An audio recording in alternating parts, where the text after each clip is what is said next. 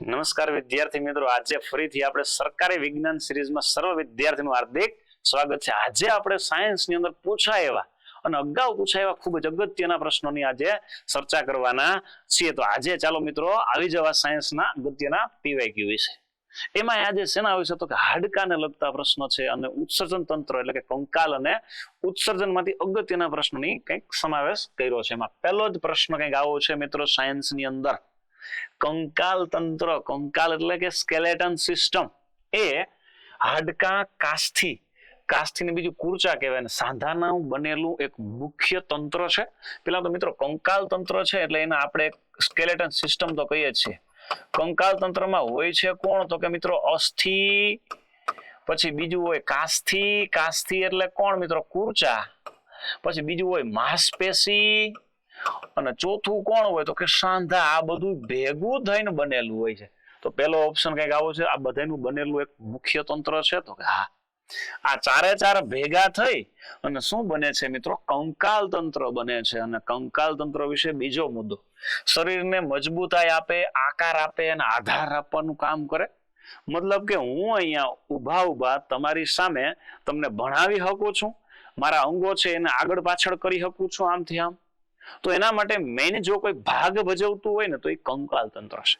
એ કંકાલ તંત્રમાં આવેલા ભાગો છે, એટલે શરીરમાં આ પોષણ પણ તંત્રનો ખૂબ અગત્યનો છે મિત્રો। ફરીથી કહું છું, આ તંત્રને લગતો પ્રશ્ન છે તો પેલા તો યાદ રાખી કે બે હાચા છે, પણ યાદ રાખશું પહેલાનું કામ આ છે તો કે હા આના વડે જ બનેલું છે। બીજું આમનું કામ જ આ છે, આકાર મજબૂતાઈ અને આધાર આપવાનું તો કે યસ, એટલે બે હાચા છે તો કયું વિધાન સાચું, 1 અને 2 મિત્રો બે ઓપ્શન આવ્યો એવું કોઈ છે તો કે હા, કયો ઓપ્શન છે સી, 1 અને 2 બંને સાચા છે। ચાલો મિત્રો નેક્સ્ટ પ્રશ્ન પણ આવો જ અગત્યનો જોતા જઈએ। શરીરનું સૌથી મોટું હાડકું સાથળમાં આવેલું ફીમર છે। પેલા તો ખબર હોવી જોઈએ શરીરનું સૌથી મોટામાં મોટું હાડકું સાથળમાં આવેલું છે ભાઈ, આ તમને ખબર હોવી જોઈએ તો કે હા સાથળમાં આવેલું છે, એને ફીમર પણ કહેવાય અથવા તો મિત્રો ગુજરાતીમાં ઉર્વસ્થિ પણ કહેવાય છે। શું કહેવાય છે? ઉર્વસ્થિ, યાદ રાખશું ખાસ। આના જેવો જ એક બીજો શબ્દ પણ છે ઉરોસ્થિ। શું નામ છે બીજું? ઉરોસ્થિ। શરીરની સૌથી મોટી પાંસળી કહે ને તો ઉરોસ્થિ, અથવા એને સ્ટર્નમ કહેવાય, આને ઉર્વસ્થિ કહેવાય, હાડકું છે મોટું એને। હાલો બીજું, શરીરનું સૌથી નાનું હાડકું કાનની અંદર આવેલું સ્ટેપ્સ અથવા તો પેગડું છે। પેલા તો કાનની અંદરની વાત આવી મિત્રો, કાનની અંદર મુખ્યત્વે 3 હાડકા આવ્યા છે અને કાનમાં કયા ભાગમાં આવ્યા છે ભાઈ? કાનમાં પણ 3 ભાગ છે ભાઈ, હે, કાનની બહારનો ભાગ છે, મધ્ય ભાગ છે અને અંતઃકરણ, 3 ભાગ છે। તો કાનની અંદર જે મધ્ય ભાગ છે ને ભાઈ, એમની અંદર આ 3 હાડકા આવેલા છે। એ 3 હાડકા કોણ છે સાહેબ? એકનું નામ છે હથોડી, બીજાનું નામ છે એરણ અને ત્રીજાનું નામ છે પેગડું। હથોડી, એરણ અને પેગડું, આ 3 હાડકા આવેલા છે। એમાં સૌથી નાનું કયું છે ભાઈ? પેગડું, કાનની અંદર આવેલું સૌથી નાનું છે। આ 3 માંથી નાનામાં નાનું કહે તો શરીરનું આ 3 હાડકા એ મધ્ય ભાગમાં, અને એ આપણા કાનમાં જે અવાજ આવે છે ને એ આ 3 હાડકાને અથડાય છે અને કંપન થાય છે, અને પછી છે અંતઃકરણનો જે ભાગ છે ને કાનની અંદર આવેલો ત્યાં જાય છે, અને એ અંતઃકરણમાં આવેલો ભાગ છે ને મિત્રો આપણે એને પડદો કહીએ છીએ। શું કહીએ છીએ? પડદો કહીએ છીએ, અને આપણે અવાજને સાંભળીએ છીએ।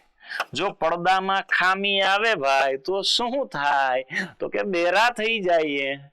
તો બેરા થઈ જાય તો સાંભળવા માટે બેરોમીટર ને ભાઈ, હે નહીં ભાઈ, બેરા માણસો સાંભળી શકે ને એવા સાધનને મિત્રો એક આવા નામથી ઓળખવામાં આવે છે એડીફોન।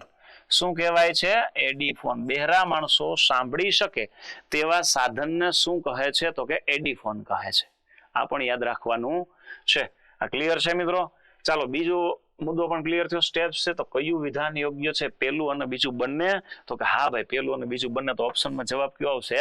સી, 1 અને 2 બંને। કંકાલ તંત્ર પણ પરીક્ષામાં અગત્યનો પ્રશ્ન છે। હાલો, પુખ્ત વયની વ્યક્તિમાં કુલ કેટલા હાડકા હોય? 4 ઓપ્શન આપ્યા ભાઈ, હાડકા કેટલા પુખ્ત વયની વ્યક્તિમાં? પહેલા તો એક ઓપ્શન આપ્યો 300। તો મિત્રો ખાસ જણાવી દઉં, નાના બાળકના જન્મ સમયે કુલ અસ્થિ અને કાસ્થિ બે ભેગા થઈને કહીએ તો કેટલા હોય છે ખબર? 300। કેટલા હોય છે? 300। આ જ નાનું બાળક સમય જતા એમનો વિકાસ થાય છે, એટલે કે વૃદ્ધિ થાય છે. વૃદ્ધિ થાય એટલે નાના નાના હાડકાઓ એકબીજા સાથે જોડાઈ જાય, એટલે કે લિગામેન્ટ કહેવાય. એકબીજા હાડકાઓ નાના નાના જોડાય ને મિત્રો, એકબીજા સાથે હાડકા સાથે હાડકું જોડાય તો લિગામેન્ટ. શું થયું? લિગામેન્ટ જોડાય. હાડકાની સંખ્યા ઓછી થઈ જાય. તો નાના બાળકમાં હાડકાની સંખ્યા કઈ ને તો મિત્રો યાદ રાખશું 213. નાના બાળકમાં હાડકાની સંખ્યા કે તો કેટલી હોય? 213. આવો પણ પ્રશ્ન બને. અને પુખ્ત વયની વ્યક્તિમાં કે તો નાના બાળક કરતા હાડકાની સંખ્યા ઓછી થઈ જાય અને કેટલી થઈ જાય? 206. સાહેબ એટલા ઘટી કેમ ગયા આ પુખ્ત વયની વ્યક્તિમાં? ભાઈ ઘટી ગયા એટલે સાહેબ કોઈ માર્યા છે તો તૂટી ગયા? ના ભાઈ ના, એવું કઈ છે નહીં. પણ બન્યું શું સાહેબ કે ઓછા થઈ ગયા હાડકા.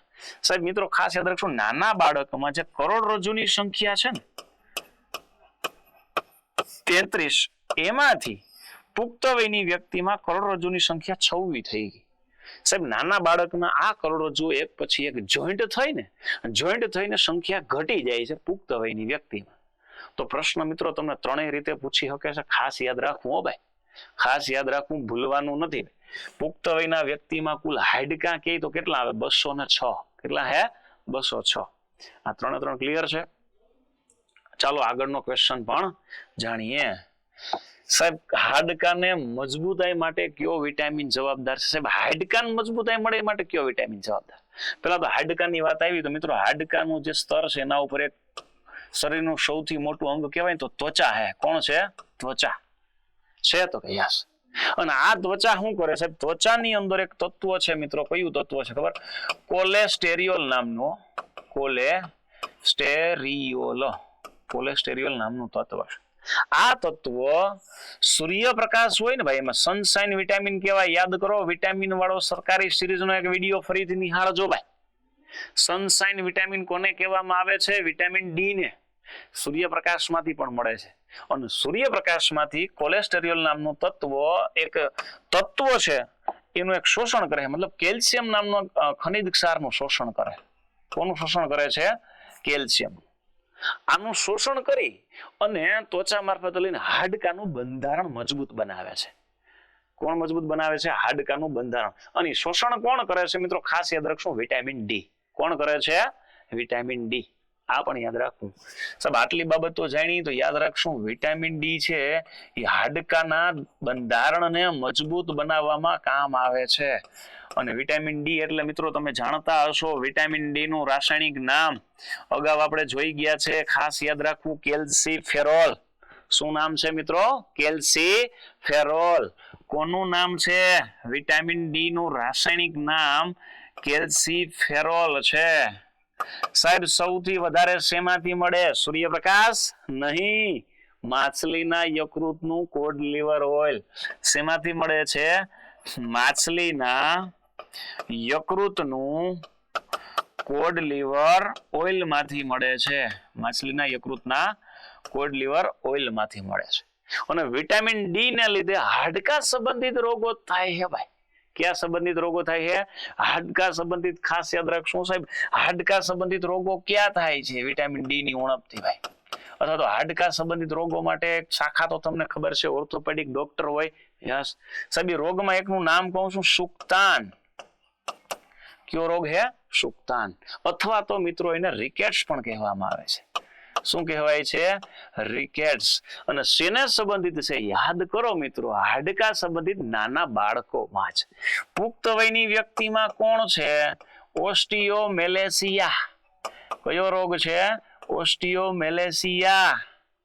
અને સાહેબ વૃદ્ધાવસ્થામાં તો કે ઓસ્ટિયોપોરોસિસ. કયો રોગ છે? ઓસ્ટિયોપોરોસિસ. આ બધા જ રોગો વિટામિન ડી ની ઉણપથી અથવા હાડકા સંબંધિત રોગો કહેવાય. સાહેબ હાડકું નબળું પડી ગયું છે એ જાણવા માટે શું થાય? હે શું કરવામાં આવે છે? બીએમડી ટેસ્ટ કરવામાં આવે. હેલ્થ માટેના વિદ્યાર્થી માટે ખાસ અગત્યનો પ્રશ્ન. હાડકાનું ઘનત્વ જાણવા કયો ટેસ્ટ કરવામાં આવે? બીએમડી. સાહેબ બીએમડી એટલે શું? તો કે બોન મિનરલ ડેન્સિટી. શું કહેવાય? બોન મિનરલ ડેન્સિટી નામનો ટેસ્ટ કરવામાં આવે છે. આ પણ ખાસ યાદ રાખો ભાઈ, હાડકાનું ઘનત્વ જાણવા માટે.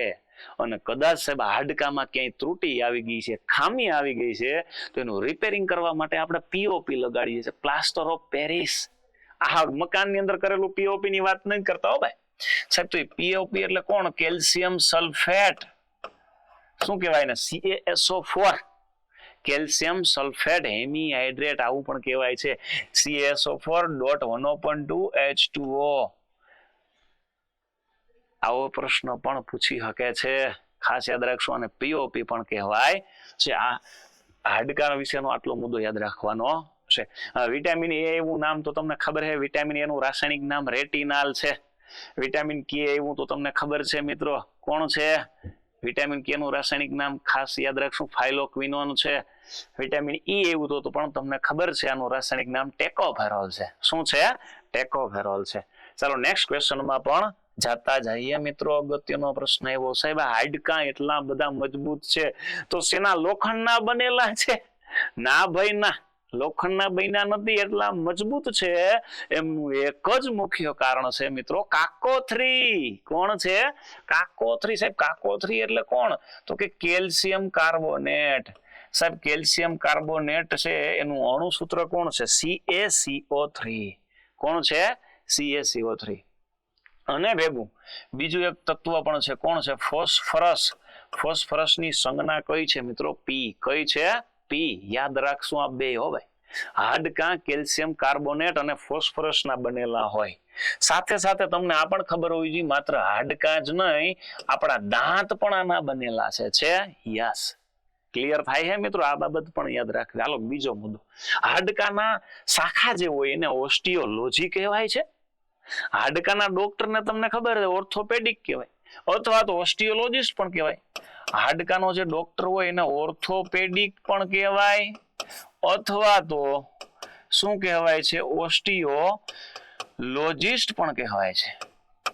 ઓસ્ટિયોલોજિસ્ટ પણ કહેવાય અથવા તો ઓર્થોપેડિક પણ કહેવાય છે. આ બંને આવે છે તો યસ. ચલો સાહેબ, શાખા હોય તો ઓસ્ટિયોલોજી, તો 1 અને 2 બંને સાચા થાય તો ઓપ્શન કયો આવશે? સી. 1 અને 2 બંને. થોડુંક વધારે મિત્રો આના વિશે જાણીએ તો યાદ રાખશું સાહેબ, હાડકા કેલ્શિયમ કાર્બોનેટ અને ફોસ્ફરસના દાંત એના બન્યા છે. તો સાહેબ રુધિરમાં અને હાડકામાં આનું પ્રમાણ જળવાઈ રહે, બેયનું કેલ્શિયમ કાર્બોનેટ અને ફોસ્ફરસનું. એના માટે કોણ કામ કરે મિત્રો? યાદ કરો, ગ્રંથિમાં એક ગ્રંથિ વિશે જાણ્યું તું, પેરાથાઇરોઇડ ગ્રંથિ. કઈ ગ્રંથિ છે? પેરાથાઇરોઇડ ગ્રંથિ મિત્રો રુધિરમાં અને હાડકામાં કેલ્શિયમ કાર્બોનેટ અને ફોસ્ફરસનું પ્રમાણ જળવાઈ રહે ને એ માટે કામ કરે છે. ખાસ યાદ રાખવું ભાઈ, આ માટે પણ કામ કરે છે. કોણ કામ કરે? તો કે આ ગ્રંથિ છે. અને જો આનું પ્રમાણ ઘટી જાય તો હાડકા કેવા હોય? નબળા અને પોચા બની જાય. કેવા બની જાય? નબળા અને પોચા બને છે. ચલો નેક્સ્ટ ક્વેશ્ચન પણ જોઈએ. એ પણ હાડકા સંબંધિત પાછો આવ્યો, અને એના સિવાયનું એક તંત્ર એવું છે ભાઈ, ફરીથી ઉત્સર્જન તંત્રને લગતો પ્રશ્ન છે. ઉત્સર્જન તંત્ર શરીરમાંથી હાનિકારક અને નકામા પદાર્થોને બહાર નિકાલ કરતું એક મહત્વપૂર્ણ જૈવિક તંત્ર છે. ખાસ યાદ રાખશું, જૈવિક તંત્ર છે. બીજું સાહેબ, આ બધા મદદ કરતા કિડની, મૂત્રવાહિની, મૂત્રાશય, ફેફસા એ ઉત્સર્જક અંગો છે. ઉત્સર્જક એટલે શું સાહેબ? શરીરની અંદર રહેલા નકામા કચરાને બહાર કાઢે લેવું. તો સાહેબ પહેલા તો શરીરમાં નકામા કચરાને બહાર કાઢવાની જે ક્રિયા હોય ને એને ઉત્સર્જન કહેવાય છે. શું કહેવાય છે? ઉત્સર્જન. મતલબ કે શરીરમાં રહેલા કચરાને બહાર કાઢે. હો ભાઈ, શરીરમાં રહેલા કચરાને નિકાલ કરવાની ક્રિયા છે એને શું કહેવાય? ઉત્સર્જન. તો આ ઉત્સર્જન અંગો છે આ બે. સાહેબ શરીરમાં જેટલા પણ નકામા ઘટકો હોય એને બહાર કાઢવા માટે એક તંત્ર મદદ કરે છે મિત્રો. એ તંત્રને આવા નામથી ઓળખવામાં આવે છે, ઉત્સર્જન તંત્ર. કોણ છે? ઉત્સર્જન તંત્ર. ઉત્સર્જન તંત્રમાં ઘણા બધા અંગો આવે છે. કિડની આવે છે, ફેફસા આવે છે, યકૃત પણ આવે છે, મૂત્રાશય છે, મળાશય છે, મળદ્વાર છે. આ બધા જ અંગો ઉત્સર્જન તંત્રમાં મદદ કરે છે. શરીરમાં રહેલો નકામો કચરો વધારાનો પરસેવા મારફતે, યુરિન મારફતે, મળાશય મારફતે બહાર કાઢે છે. તો હાલો સાહેબ, આમાંથી બંને સાચા છે? તો કે યસ મિત્રો, 1 અને 2 બંને સાચા છે. મતલબ ઓપ્શન શું આવશે? સી. ચલો નેક્સ્ટ ક્વેશ્ચન પણ જાણીએ. એ પહેલા મિત્રો તમે તૈયારી કરો છો અને તમને એમ લાગે છે કે મને અમુક વિષયો આવડે છે, અને એક જ વિષય પણ લેવો છે તો એના માટે પણ આપણી પાસે અવેલેબલ છે મિત્રો માત્ર કેટલા રૂપિયામાં? 99 રૂપિયામાં. યાદ રાખશું ખાસ 99 રૂપિયાની અંદર આ બધા જ વિષય તમને મળી રહેવાના છે. માત્ર કેટલા રૂપિયામાં મિત્રો? 99 ની અંદર આ બધા જ વિષયો છે ને એ પણ માત્ર 3 મહિનાની વેલિડિટી સાથે એમાં સ્પર્ધાત્મકની અંદર આવતા તમામ વિષયોની અંદર જે પણ સિલેબસમાં આપેલા પોઈન્ટ હશે એ તમામનો સમાવેશ કરેલો હશે. ચાલો નેક્સ્ટ પાછો આવ્યો સાયન્સનો અગત્યનો ક્વેશ્ચન.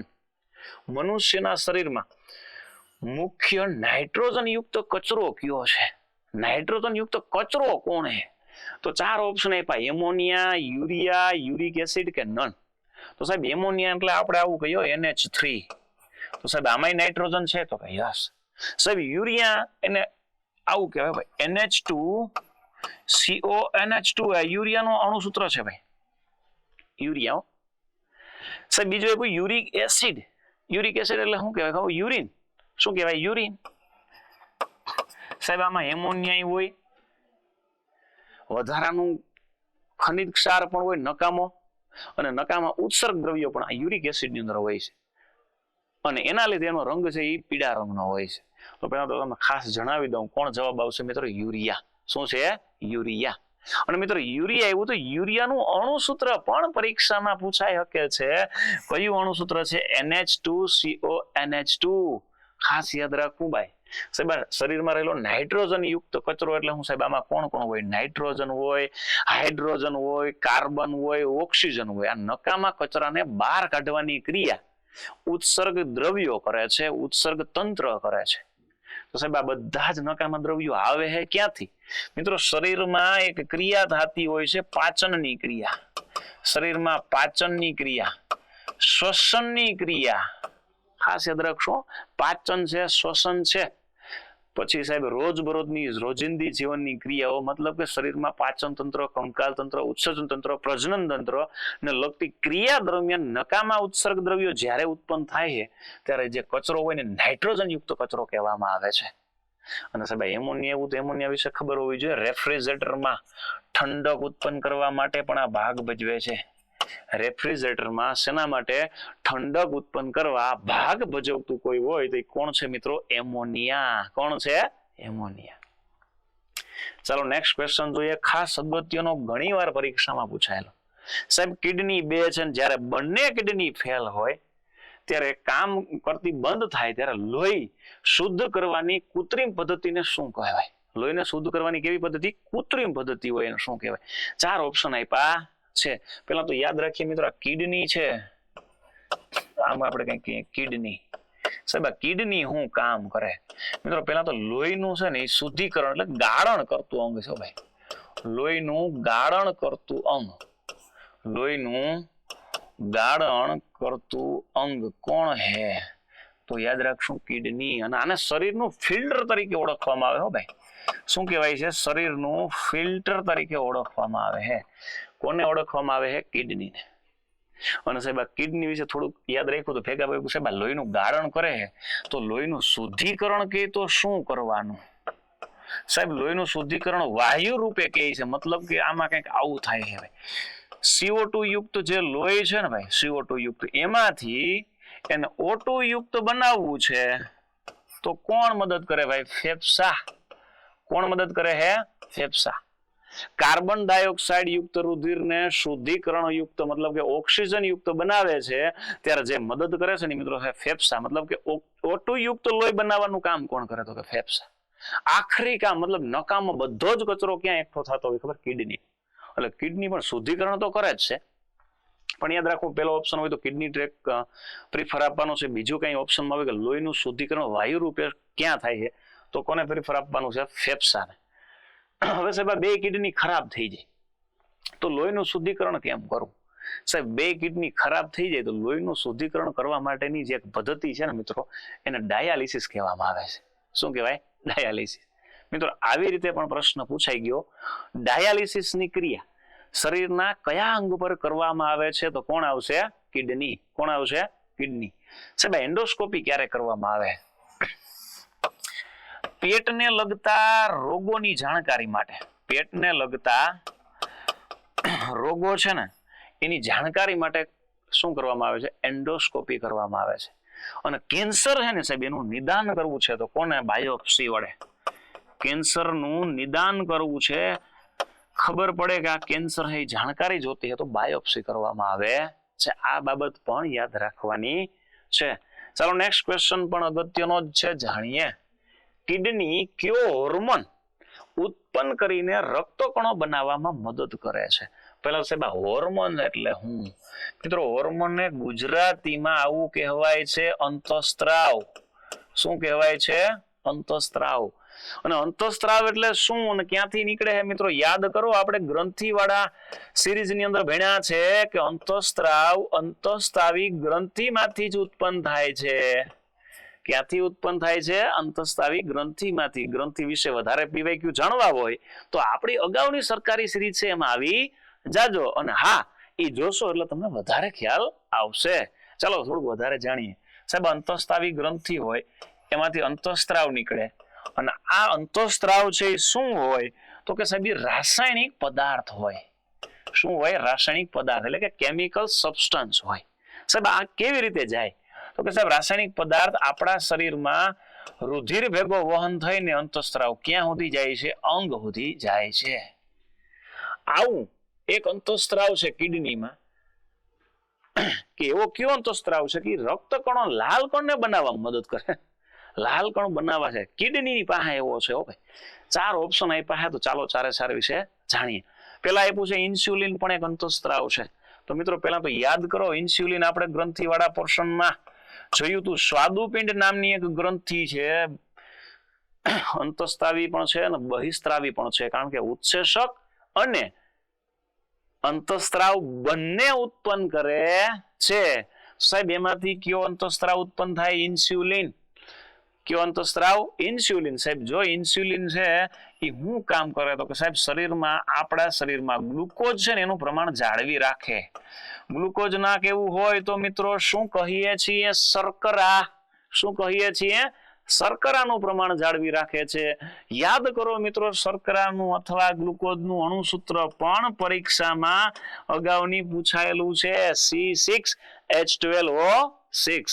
એટલે કે ઇન્સ્યુલિન નામનો અંતઃસ્ત્રાવ છે ને એ આવું કામ કરે. મતલબ એ શું કરે? કિડનીમાં હોર્મોન મતલબ અંતઃસ્ત્રાવ ઉત્પન્ન કરીને રક્તકણો બનાવવા મદદ કરતો નથી. હાલો બીજો એવો એડ્રીનાલિન. સાહેબ પેલા તો એડ્રીનાલિન નામનો અંતઃસ્ત્રાવ ક્યાં આવેલો છે મિત્રો? યાદ રાખીએ, એડ્રીનાલિન નામનો અંતઃસ્ત્રાવ આપણા શરીરમાં આવેલી ગ્રંથિ છે એડ્રીનલ ગ્રંથિ અથવા તો અધિવૃક ગ્રંથિ અથવા મિત્રો આને કટોકટી સમયની ગ્રંથિ ભાગો યા લડો અથવા તો લડો યા ભાગો તરીકે, ફાઇટ ઓર ફ્લાઇટ તરીકે ઓળખાતી હોય. અને એડ્રીનાલિન શું કરે ખબર? રુધિરમાં ક્ષારનું પ્રમાણ જાળવે. રક્તકણો બનાવવા મદદ નથી કરતી. ખાસ યાદ રાખશું, રુધિરમાં શેનું પ્રમાણ જાળવે છે? ક્ષારનું. રુધિરમાં ક્ષારનું પ્રમાણ જાળવી રાખવામાં કોઈ મદદ કરે છે મિત્રો તો કોણ છે? એડ્રીનાલિન. કોણ છે? એડ્રીનાલિન. ચાલો સાહેબ નેક્સ્ટ આવ્યો ઇરિથ્રોપોએટિન. મિત્રો ખાસ જણાવી દઉં કે આની અંદર જવાબ કોણ આવશે? ઇરિથ્રોપોએટિન નામનો હોર્મોન છે, અંતઃસ્ત્રાવ છે, એ રક્તકણોને બનાવવામાં મદદ કરે છે. રક્તકણો એટલે કોણ મિત્રો? લાલ કણ, આરબીસી, રેડ બ્લડ સેલ. શરીરનો સૌથી નાનો કોષ એટલે કોણ? રક્તકણ. અને ક્યાં આવેલા છે સાહેબ આ રક્તકણ? અને નિર્માણ કોણ કરે? યાદ કરો મિત્રો, આનું નિર્માણ છે એ અસ્થિ મજ્જામાં થાય છે. અસ્થિ મજ્જા એટલે શું કહેવાય? બોન મેરો. અને આ લાલ કણ સિવાયના બીજા 2 કણો છે, ત્રાક કણ અને શ્વેત કણ. આ રુધિર કણોના 3 પ્રકાર છે. આ ત્રણેયનું નિર્માણ અસ્થિ મજ્જામાં જ થાય છે. એટલે રક્તકણો બનાવવામાં કોણ મદદ કરે? ઇરિથ્રોપોએટિન નામનો અંતઃસ્ત્રાવ મદદ કરે છે. હજી એક આપ્યો છે થાઇરોક્સિન નામનો અંતઃસ્ત્રાવ. સાહેબ આનું કામ શું મિત્રો? યાદ કરો, શરીરની અંદર એક ગ્રંથિ આવેલી છે, થાઇરોઇડ ગ્રંથિ. ક્યાં આવેલી છે સ્થાન? તો કે યાદ કરો, ગળાના ભાગમાં. અને એમાંથી કયો અંતઃસ્ત્રાવ ઉત્પન્ન થાય? થાઇરોક્સિન. આ અંતઃસ્ત્રાવ યોગ્ય માત્રામાં ત્યારે જ ઉત્પન્ન થશે મિત્રો કે જો એક ખનિજ ક્ષાર અથવા તો કયું નામ છે એનું આયોડિનની માત્રા યોગ્ય. તો કોણ યોગ્ય માત્રામાં ઉત્પન્ન થાય? તો કે થાઇરોક્સિન. અને આ થાઇરોક્સિન આહારના ઘટકો વાળો પોર્શન પણ આપણે એક જોશું સાયન્સ સિરીઝ ની અંદર, સરકારી સિરીઝમાં. એમાં આપણે જોયેલું કાર્બોદિત, પ્રોટીન ને ચરબી. ત્રણેયનું પાચન કોણ કરે છે? થાઇરોક્સિન. જો પાચન થતું નથી, થાઇરોક્સિન ઘટી જાય છે, તો ગળાની અંદર એક રોગ જોવા મળે છે મિત્રો. આપણે એને નામ કીધું હતું ગોઈટર. કયો કીધું હતું? ગોઈટર અથવા તો કંઠમાળ. આવું પણ કંઈક જોયેલું. આની અંદરથી આટલા બધા પીવાયક્યુ બન્યા છે હો ભાઈ, ખાસ અગત્યના છે. ચાલો નેક્સ્ટ ક્વેશ્ચન જાણીએ. સાહેબ સામાન્ય રીતે કિડની છે એમાં થતી પથરી મુખ્યત્વે કયા રાસાયણિક પદાર્થની બની હોય? સાહેબ પેલા તો કિડની છે ને, એટલે કે સ્ટોન છે જે, એની અંદર આ પથરી થવાનું રીઝન શું છે, શું કરવા થાય છે? સાહેબ અતિશય યુક્ત ખારું પાણી પીવાથી, મતલબ કે વધુ પડતું પાણી છે ને ખારું પીવાથી. હાલો પેલો વધુ પડતું પાણી નહીં, પણ વધુ પડતું કેવું? ક્ષાર વાળું પાણી પીવાથી. કેવું? ક્ષાર વાળું. અને 500 ppm વાળું જે પાણી હોય ને ભાઈ, 500 ppm અતિશય ક્ષારયુક્ત પાણી કહેવાય. 500 ppm વાળું, એનાથી પથરી થવાની સંભાવના પૂરી રહે. પેલું. બીજું સાહેબ આપણે યુરિનની જે ક્રિયા હોય એને રોકી રાખવાથી, આ બીજું કારણ. આ પણ યાદ રાખવું, યુરિનની ક્રિયાને રોકવાથી પણ પથરી થાય છે. આ પણ કરવાનું નથી. મતલબ કે જ્યારે પણ ફ્રેશ થવા જવાની આવશ્યકતા લાગે ત્યારે જઈ આવવું જોઈએ. આવું 1-2 દીમાં નહીં, પણ લાંબા ગાળે પથરી થાય છે. અને ક્યાં? તો કે કિડની જે હોય ને એના ઉપર એક નાનકડું આવું MM ની સાઈઝમાં આવું એક સ્ટોન જામી જાય છે. અને એના લીધે આપણે દુખાવો થાય છે. શું થાય છે? દુખાવો થાય ને કિડની પોતાનું કામ વ્યવસ્થિત ન કરે. તો આમાં એવું શું છે સાહેબ કે શેનું બન્યું હોય રસાયણ? તો ચાલો સારો ઓપ્શન આપ્યા કંઈક જોઈએ. સાહેબ સોડિયમ ક્લોરાઇડ, એવો તો કઈ ઓપ્શન નહીં આવે, કારણ કે સોડિયમ ક્લોરાઇડ એટલે કોણ? NaCl. આને તમે ઓળખો. અને આની અંદર જવાબ કોણ આવશે મિત્રો? કેલ્શિયમ ઓક્ઝિલેટ ની બનેલી હોય છે ભાઈ રાસાયણિક પદાર્થો. પથરીનું વૈજ્ઞાનિક નામ શું છે? આવી રીતે પ્રશ્ન પૂછાયેલો છે ભાઈ અગાઉની એક્ઝામમાં. હજી એવું મેગ્નેશિયમ સલ્ફેટ MgSO4 આનું અણુસૂત્ર છે. હજી એવું કોથળી હમણાં જોયું કેલ્શિયમ કાર્બોનેટ. કેલ્શિયમ કાર્બોનેટમાં પથરી છે એની બની, તો કેલ્શિયમ ઓક્ઝિલેટ ની બની. સાહેબ આનું કુદરતી રીતે ઇલાજ કરવા માટે વધારે પડતું પાણી પીવાથી પણ આ સામાન્ય રીતે નાના કદની હોય છે, તો ધીરે ધીરે નિગ્લેક્ટ થાય છે. સાહેબ આ કિડની એવું, સાહેબ આ કિડનીમાં જે ગાળણ માટેનો જે ભાગ હોય, ગૌણો હોય, ઓલું કિડનીનું ગાળણ કરતું જે અંગ હોય એ કોણ હોય છે મિત્રો? એને આપણે નેફ્રોન કહેવાય ભાઈ.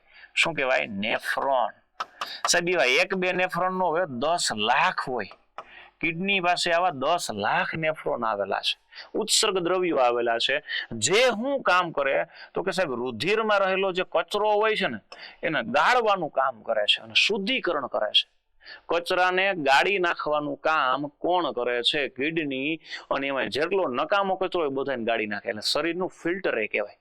પણ જો આ નેફ્રોનમાં ખામી આવે તો હમણાં જ આપણે જોયું હતું શું કરવામાં આવે? ડાયાલિસિસની ક્રિયા કરવી પડે છે. કરવી પડે? યસ. એટલે નેફ્રોન આવ્યું તો આને સંબંધિત યાદ રાખવાનું સાહેબ, કિડનીનો જે ડોક્ટર હોય તો આપણે એને શું કહીએ? નેફ્રોલોજિસ્ટ કહીએ છીએ. શું કહીએ છીએ? નેફ્રોલોજિસ્ટ.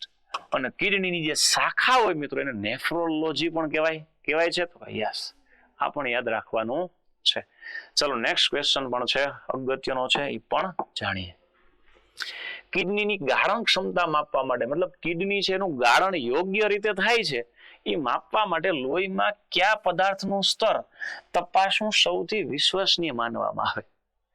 સાહેબ લોહી, મતલબ કિડની છે એ લોહીનું ગાળણ છે એ ઓકે કરે છે, મતલબ કે નકામો કચરો જવા નથી દેતું. એ જાણવું હોય તો એ માટે કયો વિશ્વસનીય પદ્ધતિ છે? ચાલો જાણીએ. આવું કંઈક આપ્યા છે 4 ઓપ્શન. પહેલો છે ગ્લુકોઝ. મિત્રો ગ્લુકોઝ નું હમણાં જ આપણે જોયું હતું. ગ્લુકોઝ ને શું કહેવાય? શર્કરા. શર્કરાનું અણુસૂત્ર જોયું હતું મિત્રો હમણાં જ આગળના જ ક્વેશ્ચનમાં, C6H12O6.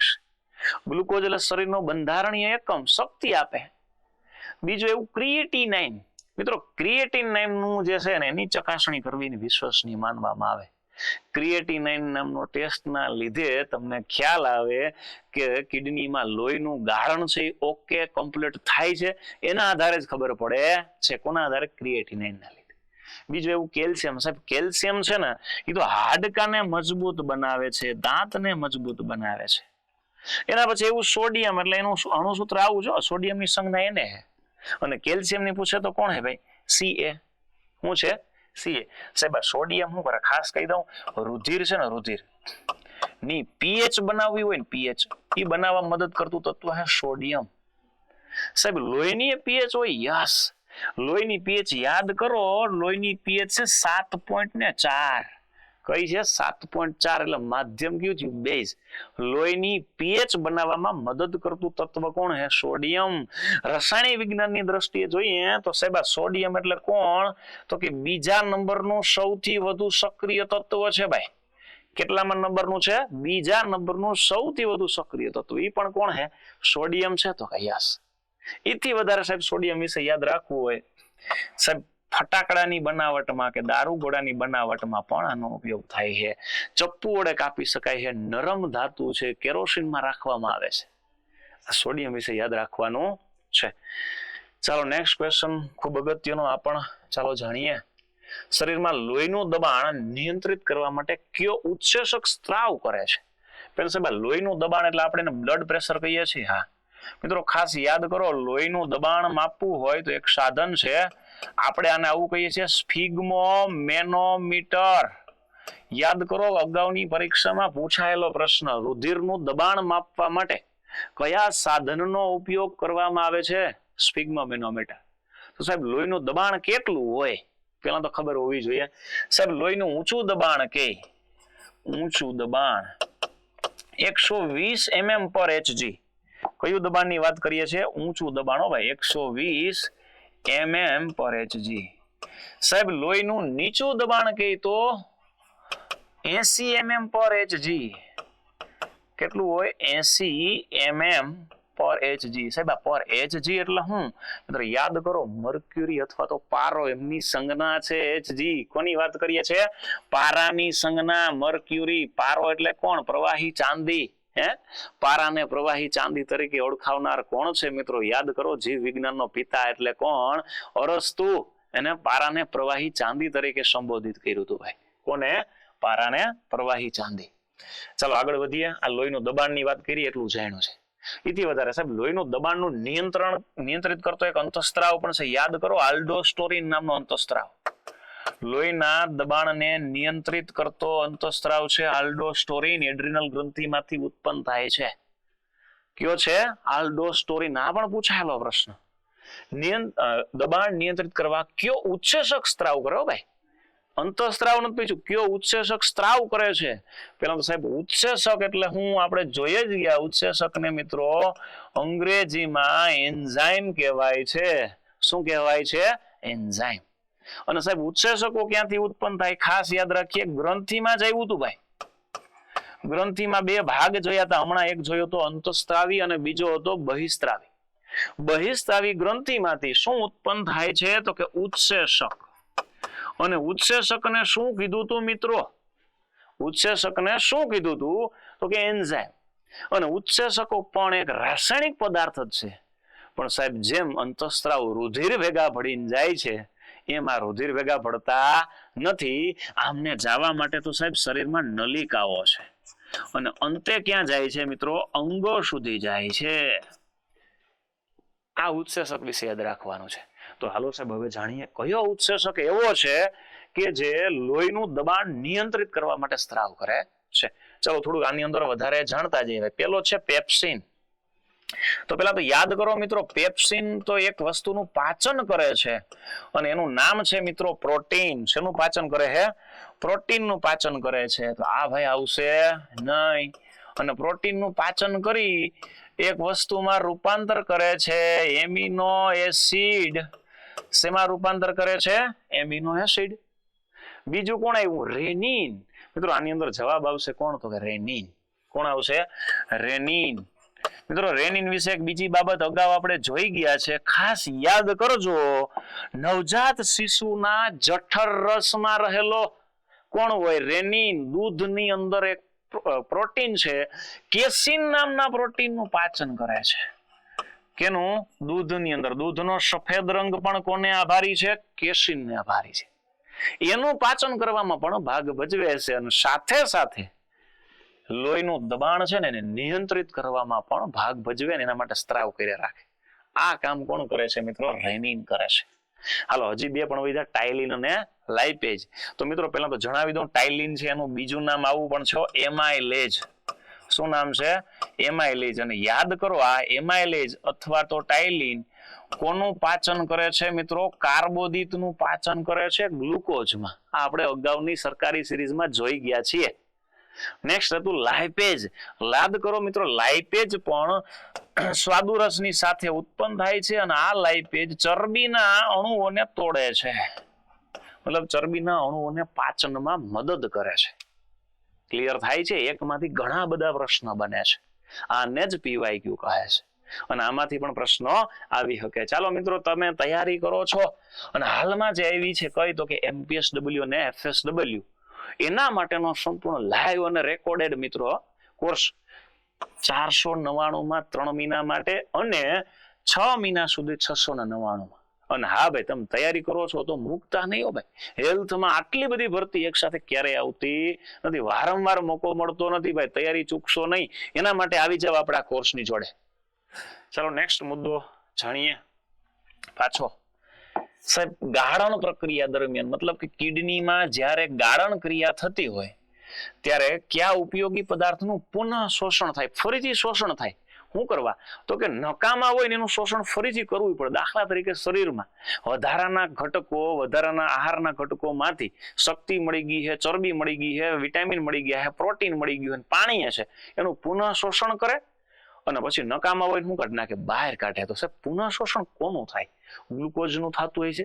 ગ્લુકોઝ એટલે ખબર છે ભાઈ, શર્કરા, અથવા તો હું એમ કહું કે આહા શક્તિનો એક સ્ત્રોત. હો ભાઈ, ગ્લુકોઝ એટલે કોણ? શક્તિનો સ્ત્રોત. આનું શોષણ થતું હોય છે તો કે યસ. સાહેબ, એમિનો એસિડ એટલે કોણ? તો કે પ્રોટીનનું પાચન થઈને જે બન્યો ને એ પોતે.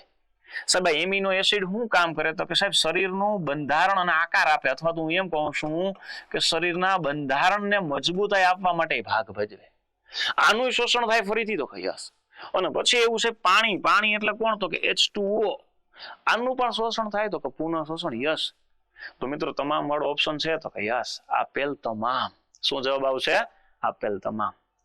ચાલો નેક્સ્ટ ક્વેશ્ચન હજી પણ જોઈએ. માનવ શરીરનું સૌથી મોટું અંગ અને સૌથી મોટી ગ્રંથિ કઈ? ચાલો 4 ઓપ્શન જોતા જાવ. આ ઓપ્શન રૂપે આપણે કદાચ ગ્રંથિની અંદર જોયો જ હશે, છતાં પણ પાછો અગત્યનો છે. તો સ્વાદુપિંડ છે, મૂત્રપિંડ છે, યકૃત છે કે થાઇરોઇડ? એક નીકળી જાય પેલા તો. સાહેબ, મૂત્રપિંડ છે એટલે કે કિડની છે, કઈ ગ્રંથિ છે નહીં. સ્વાદુપિંડ વધ્યું, યકૃત વધ્યું અને થાઇરોઇડ વધ્યું. મિત્રો, સ્વાદુપિંડ આવ્યું તો પેલા યાદ રાખીએ, શરીરની બીજા નંબરની સૌથી મોટી ગ્રંથિ હોય ને, બીજા ક્રમની મોટી ગ્રંથિ, એ કોણ હે? સ્વાદુપિંડ. બીજા ક્રમની મોટી ગ્રંથિ. આ સહાયક ગ્રંથિ તરીકે પણ કામ કરે છે. કોણ? સ્વાદુપિંડ કેવી ગ્રંથિ છે? સહાયક પાચન ગ્રંથિ તરીકે પણ કામ કરે છે.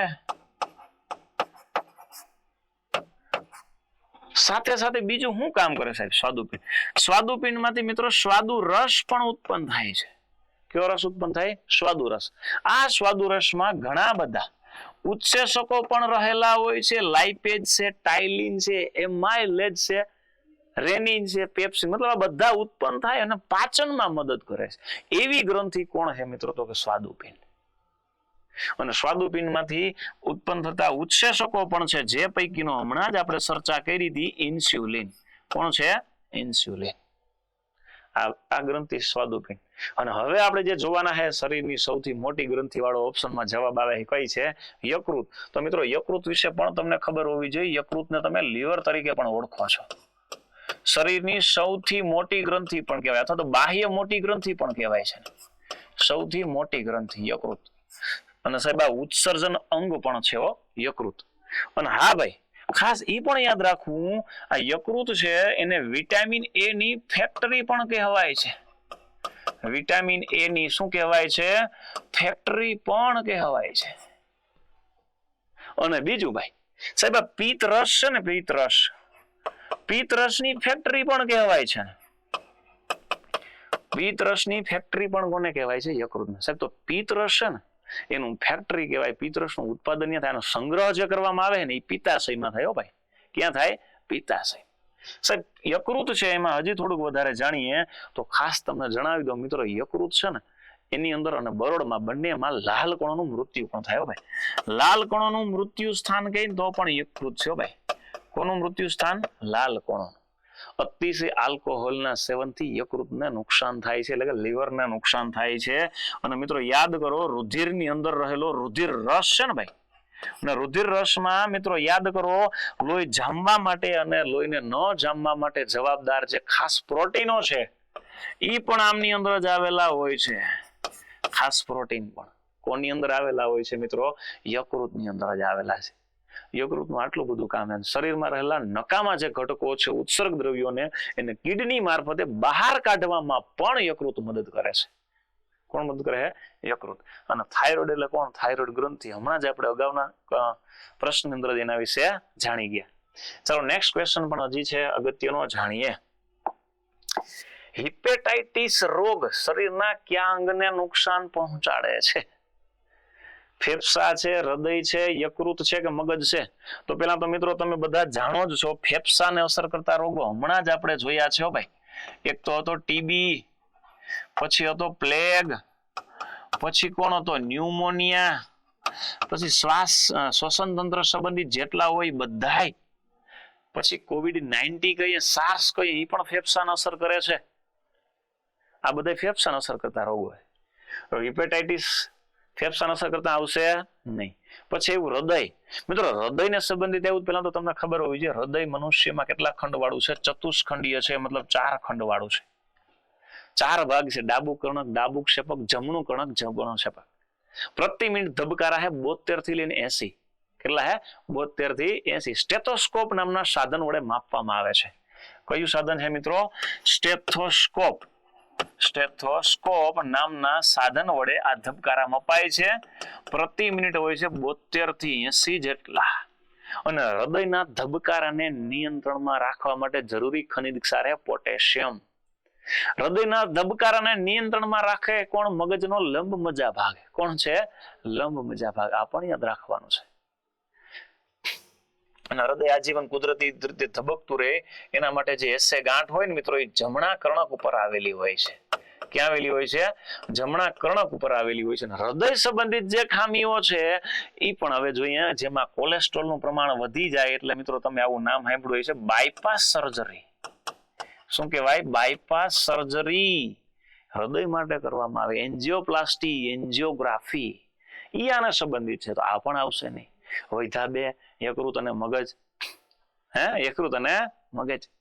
સાહેબ મગજને લગતી બીમારી હમણાં આપણે એક જોયો તો પ્રશ્ન યાદ કરીએ, અલ્ઝાઇમર રોગ. કયો છે? અલ્ઝાઇમર. ઇન્સોમિયા, એ પણ મગજ સંબંધિત.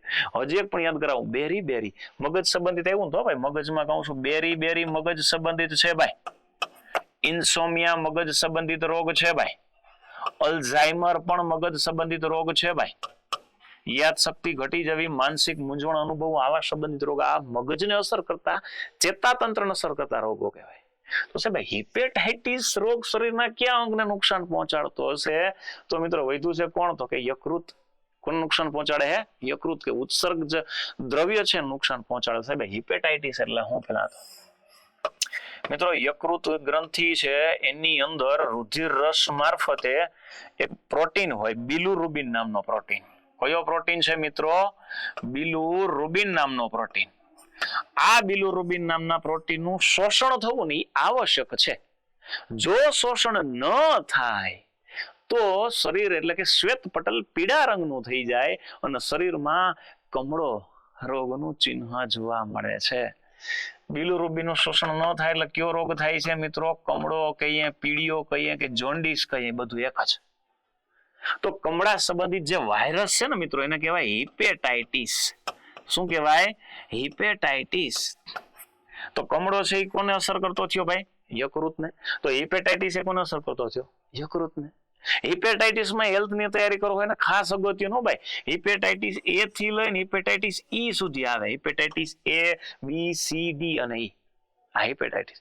અને આના વિશે જાગૃતિ મળે ને એટલે વિશ્વ હિપેટાઇટિસ દિવસ પણ ઉજવવામાં આવે 28 જુલાઈના રોજ. આ પણ યાદ રાખવાનું છે ભાઈ, હેલ્થ ની તૈયારી વાળા મિત્રોને ખાસ યાદ રાખવું ભાઈ, વિશ્વ હિપેટાઇટિસ દિવસ પણ ઉજવાય છે. આવી રીતે કંઈક PYQ નો અભ્યાસ કરવાનો છે મિત્રો, ખાસ યાદ રાખશું.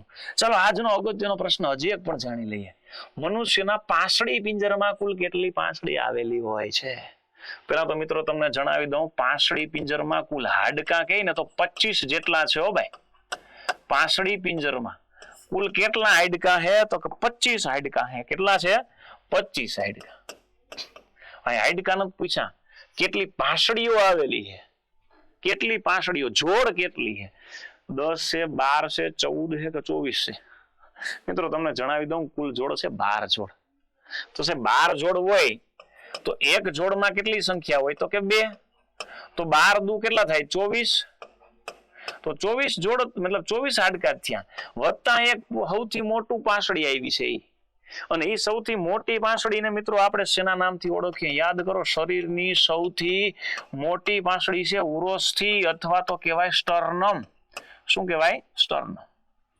સાહેબ 12 જોડી છે ને એમાં કંઈક આવી રીતે હોય ભાઈ, 1 2 3 4 5 6 7, આવી જ રીતે આ બાજુ પણ હોય. પછી 8 9 10 અને 11 અને 12 આવી રીતે હોય. 1 થી 7 જોડ છે ને સાચી પાંસળી કહેવાય. કેવી કહેવાય? સાચી પાંસળી. 8મી 9મી અને 10મી જોડ છે ને એને કૂટ પાંસળી કહેવાય. કેવી પાંસળી કહેવાય? કૂટ પાંસળી. અને મિત્રો 11મી અને 12મી છે ને એને તરતી પાંસળી કહેવાય. 1 થી 12 જોડ છે કુલ. કેટલી જોડ છે? 12. ઈ 12 માં આવી તો યાદ રાખવું, 1 થી 7 જોડ સાચી, 8મી 9મી અને 10મી કેવી કહેવાય? કૂટ પાંસળી અથવા ખોટી પાંસળી. સાહેબ તો કાઢી નાખો ખોટી પાંસળી હોય તો. શું કામ રાખવી જોઈએ? ખોટી પાંસળી. મૂવીમાં બહુ જોયું હોય ભાઈ, બોક્સિંગ વાળા મૂવીમાં હીરા દ્વારા જેવું જ ઓલો પાત્ર વાળા સામે વાળા ભાઈને મૂકો મારવામાં આવે તેની પાંસળીઓ તૂટી જાય છે. એ પોતે જ આ પાંસળી. એટલે કુલ પાંસળી પિંજરમાં હાડકાં કહે તો 25 છે, જોડ કહે તો 12 છે, સૌથી મોટી પાંસળી કહે તો ઉરોસ્થિ છે અથવા તો સ્ટર્નમ છે. આ પણ યાદ રાખવાનું છે. મિત્રો આ જે પ્રશ્નો હતા ને ખૂબ જ અગત્યના પ્રશ્નો હતા, અગાઉની પરીક્ષામાં પૂછાયેલા અને પૂછાય શકે એવા. અને આ મિત્રો તમારી સાથે જે તૈયારી કરે છે ને એમને સાયન્સના લગતા આ પ્રશ્નો છે એને જાણવા હોય તો એમની જોડે પણ આ વિડીયો શેર કરો. જય હિન્દ, થેન્ક યુ.